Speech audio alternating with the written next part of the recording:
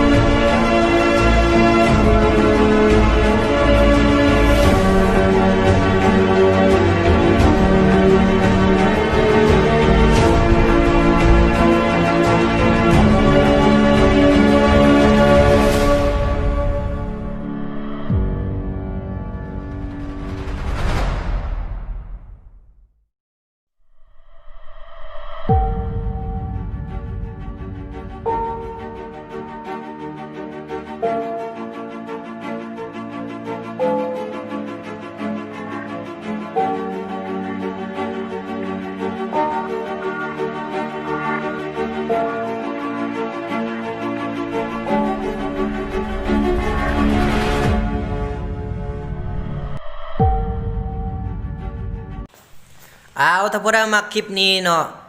หมู่เพื่อนทั้งหลายอย่าลืมกด Subscribe แล้วก็กดกระดิ่งให้เด้อ